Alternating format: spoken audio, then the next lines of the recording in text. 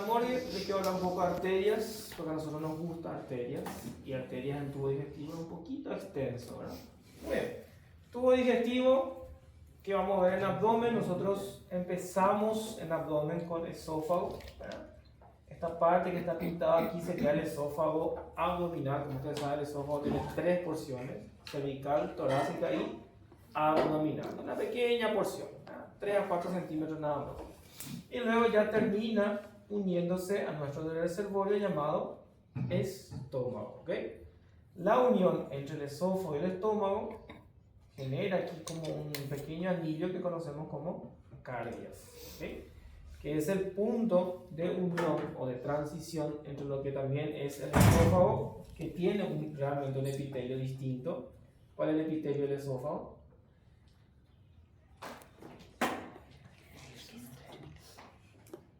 ¿Cuál? Plano certificado. ¿Queratinizado o no? No, queratinizado. Bien, ¿y la mucosa gástrica qué tipo de epitelio tiene?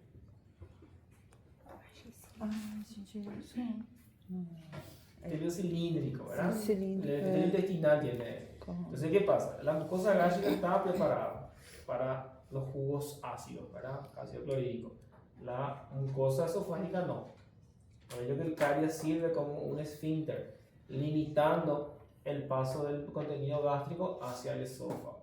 Cuando ocurre eso, cuando se pierde ese tono que tiene el caries, ocurre una enfermedad que se llama enfermedad por reflujo, ¿verdad? Que básicamente el ácido atinge a la mucosa esofágica, lesiona la mucosa esofágica, provocando que la mucosa esofágica intente defenderse, cambia de epitelio. ¿Cómo se llama cambio de epitelio?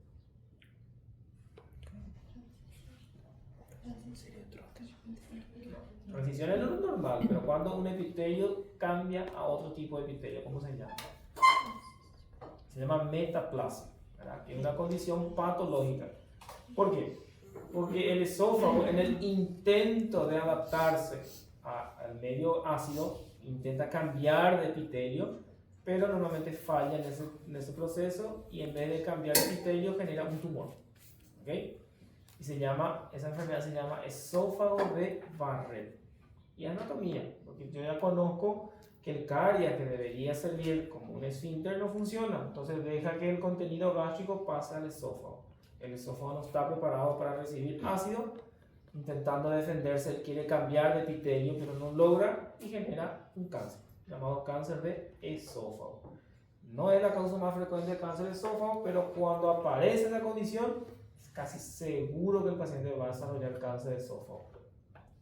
El estómago es un reservorio que, además del reservorio, también tiene la función de mezclar el alimento con los jugos gástricos, ¿verdad? Que está compuesto principalmente por ácido clorhídrico. El estómago tiene la forma, según el libro que lean, tiene la forma de una bota alargada, tiene un fondo que se encuentra en la parte superior, debajo del diafragma, tiene un cuerpo como tal, que es la porción vertical. En la porción horizontal conocemos como el antro, que es la porción final, y antes de continuarse con el intestino delgado, termina en un esfínter verdadero llamado el píloro, ¿ok? ¿Cuál es la función del píloro? El píloro se cierra durante la digestión, se contrae esto, para que el contenido gástrico pueda mezclarse con los ácidos y obviamente iniciar lo que sería el proceso de metabolismo, que básicamente es desconstruir las macromoléculas en micromoléculas. Muy bien. El píloro, que es músculo liso, ¿verdad? Es un músculo liso longitudinal, circular, perdón, principalmente. Se contrae durante el llenado gástrico y luego se abre para permitir el pasaje del contenido gástrico al intestino delgado. El estómago tiene un reservorio de una capacidad de aproximadamente 1 litro y medio.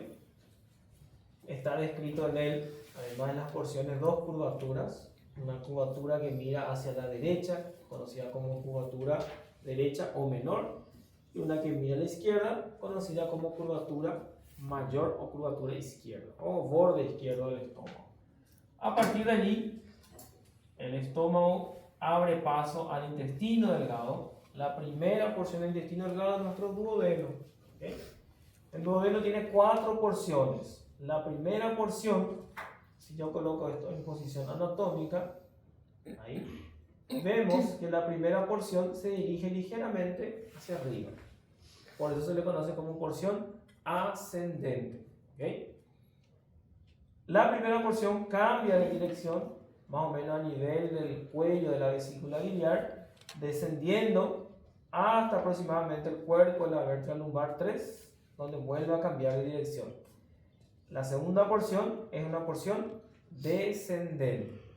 Cuando cambia de dirección y se vuelve horizontal, se convierte en la tercera porción. Y finalmente, la última porción del duodeno vuelve a subir.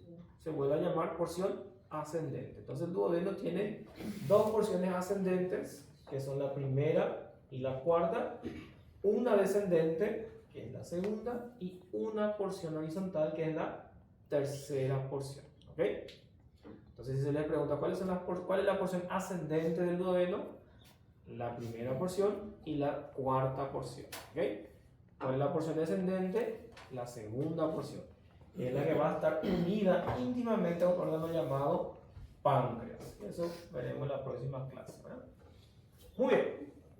El duodeno como tal no tiene función de absorción, sino que en el duodeno van a desembocar los conductos de la vía biliar que trae bilis, ¿okay? Que es necesario para la absorción de las grasas, y también va a recibir al páncreas, donde va a traer las enzimas pancreáticas, que es necesario justamente para la digestión como tal. Entonces el duodeno no absorbe, pero se encarga de recibir estos jugos, que son fundamentales. Y es tan interesante la fisiología, porque aquí, cuando el alimento está en el estómago, el duodeno no está recibiendo nada. A partir del momento que el píloro abre, nuestro alimento, en este caso ya el bolo alimenticio, que ahora se convierte ya en quimo, llega al duodeno, y cuando llega al duodeno, la presencia del alimento genera estímulos químicos, que son hormonas, que van a permitir que tanto la bilis como el jugo pancreático se libere al duodeno. Eso está regulado. Una vez mezclado el alimento con los jugos biliares y el jugo pancreático, pasa y luego ya se mete a la segunda porción del intestino delgado, conocido como yeyuno. ¿Okay? El yeyuno, que es la continuación del duodeno, marca aquí un ángulo. Voy a sacar este estómago que está aquí. Bien. Aquí se marca un ángulo conocido como ángulo duodeno-yeyunal, o también llamado ángulo de Treitz. ¿Okay? Este ángulo está sostenido en su posición por un músculo llamado músculo de... La anatomía es muy fácil. Si el ángulo se llama ángulo de Treitz, ¿cómo se va a llamar el músculo? Músculo de Treitz. Y también tiene un ligamento que refuerza a esa unión, llamado ligamento de Treitz. Muy bien. Ángulo de Treitz, músculo de Treitz, ligamento de Treitz. Ese músculo es una dependencia del pilar izquierdo del diafragma. ¿Okay? El pilar principal izquierdo. Muy bien. A partir de ahí empieza el yeyuno. El yeyuno y el íleon tienen las funciones absortivas. ¿Okay? Que significa que ellos llevan a cabo la función de absorber todos los nutrientes necesarios. ¿Cuál es el límite? Bueno, no existe un límite anatómico preciso, simplemente la disposición de las asas. El yeyuno, las asas, que son las vueltas que hace el intestino, eso lo llamamos asa intestinal. Las asas del yeyuno están dispuestas en forma horizontal. Y las asas del íleon están dispuestas en forma vertical. Esa es la manera de diferenciar o decir dónde es íleon y dónde es yeyuno, ¿verdad? En conjunto miden aproximadamente 5 metros los dos juntos, ¿ok? Más el duodeno que mide, ¿cuánto mide el duodeno?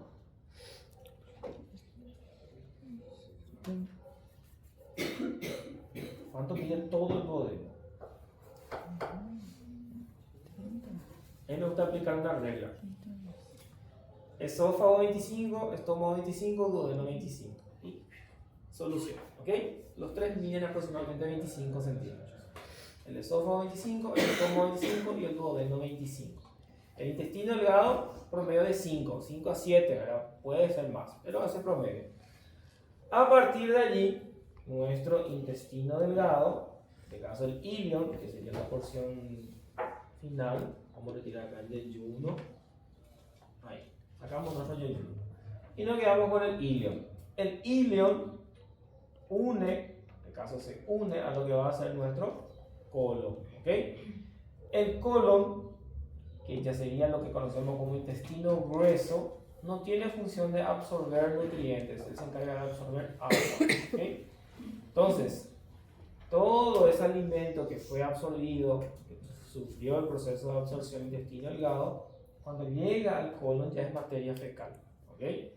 Solamente que la materia fecal que llega al colon del lado derecho es líquida todavía. Entonces ahí se va a encargar de absorber agua.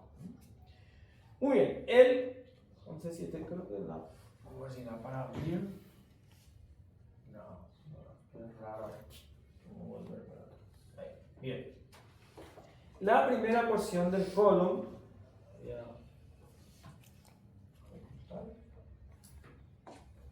ahí tenemos solamente el colon, ¿eh? La primera porción del colon es lo que conocemos como el ciego, porque en anatomía, a esta altura ustedes ya saben, todo lo que se le llama ciego es porque no tiene un fondo, no tiene salida, ¿okay? Cuando el alimento o la materia fecal llega al ciego, o en realidad no debería llegar al ciego, porque el ciego no tiene dónde salir. Por eso que la materia fecal, cuando llega al colon, sube y no va para abajo, porque abajo no le va a ir, no tiene salida. Entonces se llama ciego. El ciego está unido a esta porción del tubo digestivo que no tiene función absortiva o no tiene función digestiva, que es el apéndice secal. ¿Cómo también se le llama el apéndice secal? Vermiforme. ¿Por qué? Parece un verme. ¿Por qué parece un verme? Parece un gusano, exactamente. Anatomía es fácil, es comparar las cosas. Entonces pueden encontrar algunos libros todavía ese nombre, apéndice vermiforme, ¿ok? Entonces ya saben, es lo mismo, apéndice secal. Secal porque está unido al ciego. Bien, aquí en la unión ilion-colon vamos a tener una válvula nosotros, que es la válvula iliocecal. Esta válvula solamente permite el paso del contenido en una dirección, del ilion hacia el ciego y nunca viceversa, ¿ok? Válvula iliocecal o también llamada válvula de Bowie. A partir de allí, nuestro contenido, que ya es materia fecal, sube por la porción ascendente del colon, llamada colon ascendente. ¿Cuál es la característica anatómica estructural del colon? El intestino delgado tiene dos capas musculares, una capa longitudinal y una capa longitudinal y una capa circular, dos capas de músculos. El estómago, ¿cuántas capas tiene? 3, longitudinal, circular y oblicua, porque el músculo hace mucha fuerza muscular para mezclar el contenido del alimento con los jugos. El colon también tiene circular, pero su capa longitudinal, en vez de hacer una capa completa, hace unas estrías nada más del músculo longitudinal, que conocemos como tenias, ¿ok? ¿Por qué tenia? Porque se parece a una lombriz que se llama Tenia solium, ¿verdad? Que era la lombriz solitaria. Entonces, por eso se le llama tenia. Tenia colónica. ¿Cuántas tenias tenemos? Tenemos 3 tenias. Una anterior, una posterior y una lateral. ¿Ven? Anterior, posterior y lateral. Realmente le llamamos 2 posterior, posteromedial y posterolateral. ¿Qué particular tienen estas tenias? Las tenias, las 3, van a terminar confluyendo en la base del apéndice secal. Por eso que en una cirugía de apendicectomía, cuando se retira el apéndice, no crean que uno entra y ya encuentra el apéndice, no siempre es tan fácil, ¿verdad? Especialmente cuando uno está empezando la cirugía. Y como uno no encuentra a veces el apéndice tan fácil, es más fácil encontrar la tenia. Entonces, si yo encuentro la tenia, le sigo la tenia. Yo sé que la tenia termina en la base del apéndice CK. Entonces no hay manera de no encontrar. A partir de allí, el colon asciende hasta lo que sería la cara inferior del hígado, cambiando de dirección y formando lo que conocemos como la flexura cólica derecha o la flexura hepática del colon. De allí inicia la segunda porción del colon, que es el colon transverso. Transverso porque cruza transversalmente, de derecha a izquierda, en dirección a otro ángulo que está en relación al vaso, llamado ángulo esplénico o ángulo izquierdo del colon. Si ustedes se fijan, el ángulo esplénico es ligeramente más alto que el hepático. ¿Por qué?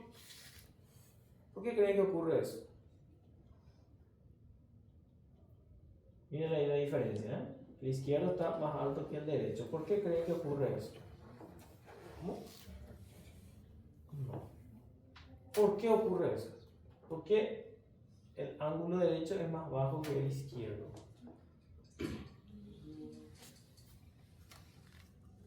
Por la presencia del hígado, ¿ok?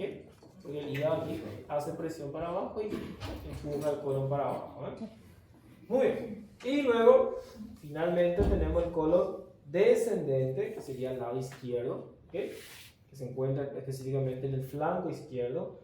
Cuando alcanza la fosa ilíaca, cambia de dirección, se vuelve oblicuo, y esta porción oblicua conocemos como colon sigmoides, ¿ok?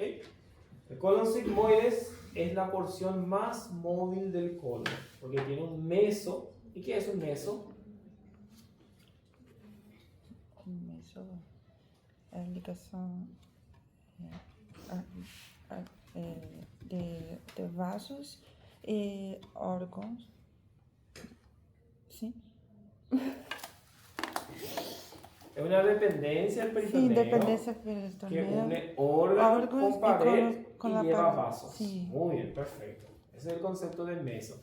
El meso sigma o el meso sigmoide es uno de los mesos más extensos que hay. Entonces hace que el colon sigmoide sea muy móvil. Incluso muchas veces el colon sigmoide es tan móvil que puede pasar fácilmente hacia el lado derecho, ¿okay? Porque es súper móvil, es muy largo. Y finalmente, nuestro colon sigmoides, que sería la parte más móvil, como dijimos, termina en lo que conocemos como el recto, ¿verdad? El colon sigmoides, ¿y cuál es el límite entre el colon sigmoides y el recto? Donde terminan las tenias, ahí inicia el recto, ¿ok? Porque las tenias, ¿qué hacen? Cuando llegan al recto, las tenias se abren y forman una capa entera longitudinal de músculo, ¿ok? El recto, que mide aproximadamente 15 a 20 centímetros, tiene esta porción más dilatada, ¿ven? La parte inicial, esta parte más dilatada, conocemos como la ampolla rectal. La ampolla rectal es la que tiene las fibras sensitivas, que cuando la materia fecal carga la ampolla rectal, distiende las paredes y viene la sensación de querer defecar, ¿okay? Normalmente ocurre cuando llega una cantidad de materia fecal aproximadamente 100 ml, ¿verdad? Ahí distiende la pared y aparecen las ganas de defecar, ¿okay? Ampolla rectal. Y finalmente la ampolla rectal termina abriéndose a la última porción de nuestro tubo digestivo llamado ano, que es un canal muy corto, 4 centímetros aproximadamente. El ano tiene una particularidad, que tiene un esfínter, ¿verdad? Que es el esfínter anal, que son dos, interno y externo, donde el externo es voluntario, ¿verdad? Que es el que yo puedo controlar. ¿Para qué? Para liberar o no la salida de la materia fecal, ¿ok? Muy bien, ahora, muy lindo el tubo digestivo, ¿verdad? ¿Dónde se fue? Ya se fue. Ahora, vamos a ver un poco de lo que es la vascularización de nuestro tubo digestivo, ¿verdad? Vamos a empezar con el estómago, que tiene una vascularización bastante